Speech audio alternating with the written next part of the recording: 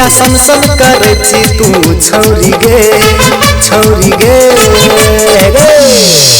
काटी फेंक देबो जवानी में मर के हथौड़ी गे काटी फेंक देबो जवानी में मर के हथौड़ी गे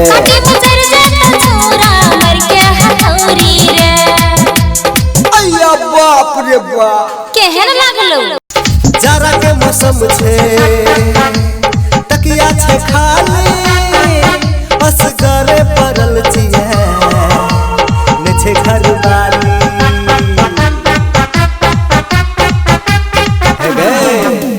जाड़ा के मौसम छे तकिया छे खाली असगरे पड़ल छिए ने छे घर वाली किया देखाबै छी छौरी छौरा सबके मन सन की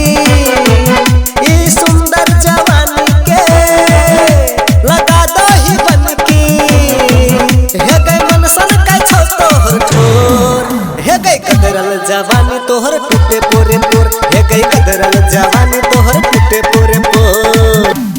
चल छे छोड़ी तू जवानी देखा के मौसम खराब छे चल कपड़ा लगा के या छोरी हमर लग सिरक और हे बहु तोहर जवानी के गरम कर देबो गरम कर देबो कान में झुमका देबो नक में नथिया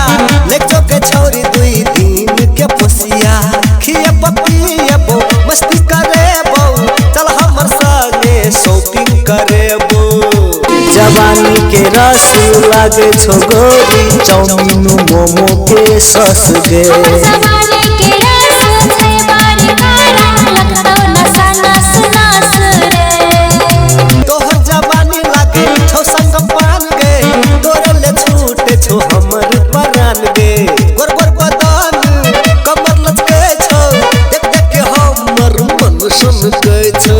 किया देखाबै छी छौरी बीच डगर में मन सन की ई सुंदर जवानी के लगा दही बन की काटी फेंक देबो जवानी में मर के हथौड़ी के आगे मचर जाता छौरा मर के हथौड़ी रे तोहर जवानी छो मस्त जवानी कर दे जवानी हमर नाम दे हमर जवानी जकर ले बनल छै करबै हम ओकरे नाम रे किया सन सन करे छी तू छौरी गे छौरी गे काटी फेंक देबो जवानी में मर के हथौड़ी गे काटी फेंक देबो जवानी में मर के हथौड़ी गे आगे मचर जाता छौरा